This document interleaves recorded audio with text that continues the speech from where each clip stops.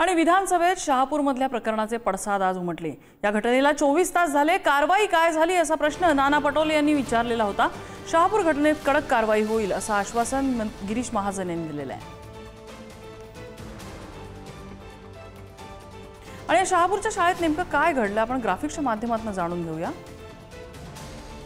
शाळेतल्या मुलींच्या शौचालयामध्ये रक्ताचे डाग आढळलेले होते। त्यामुळे विकृत मुख्याध्यापिकेने मुलींना शाळेच्या हॉलमध्ये एकत्र बोलावलं आणि प्रोजेक्टरवरती रक्ताच्या डागांचे फोटो दाखवले।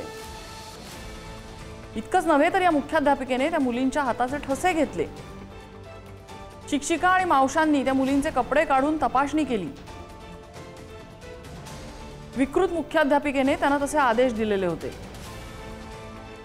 शाळेच्या मुलीच्या हाताच्या बोटाचे ठसे घेऊन भिंतीवर लागलेल्या रक्ताचे ठसे प्रोजेक्टवर दाखवत जबरदस्तीने व्यवस्था करून तपासणी केल्या। अध्यक्ष महाराज, या घटनेला जवळपास 24 तास उलटून गेलेले आहेत।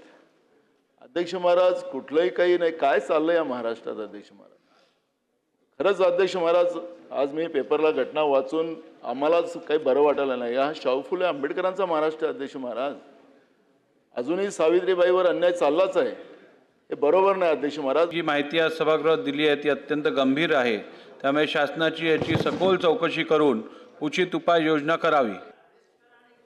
हो हो हो, अगदी कडक कारवाई केली जाईल। त्याच्या संदर्भात मुख्यमंत्र्यांनी माहिती घेतलेली आहे, मुख्यमंत्री महोदयांनी कारवाईचे आदेश दिलेले आहे। मासिक पाळी आली आहे का हे तपासण्यासाठी अशा पद्धतीचा गलिच्छ प्रकार त्या ठिकाणी केला गेला।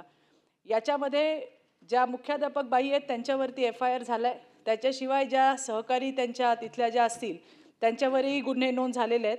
पण हा एक अतिशय असंवेदनशील प्रकार आहे। विद्यार्थिनींना काय वाटत असेल याचा विचार व्हावा आणि अशा घटना, गंभीर प्रकार यांना तर खपवून नाहीच घेतलं पाहिजे अशा गोष्टींना, परंतु गंभीर प्रकार भविष्यामध्ये इतर कुठल्याही शाळेमध्ये राज्याच्या होऊ नये याची खबरदारी आपण घेतली पाहिजे। पॉइंट ऑफ इन्फॉर्मेशनच्या माध्यमातून हा विषय मी आज सभागृहात मांडत आहे। धन्यवाद सभागृह। अत्यंत लाजिरवाणी गोष्ट आहे आणि शाळा जे कोणी मुख्याध्यापिका असतील, शाळा व्यवस्थापन असेल, निर्लज्जपणाचा कळस आहे, बेशरमपणा आहे हा। एखाद्या मुलीला पाळी आली किंवा काय, तुम्ही त्यांची आई बनून तिथे त्यांना संरक्षण द्यायचं असतं, त्यांना शिकवायचं असतं, त्यांची काळजी घ्यायची असते। यांच्यावर कडक शासन झालं पाहिजे। या शाळेला खरं तर बंद करण्याची नोटीस द्यायला पाहिजे, शाळेची मान्यता काढून घ्यायला पाहिजे। म्हणजे इतक्या निर्लज्जपणे हे सगळे कसे वागू शकतात?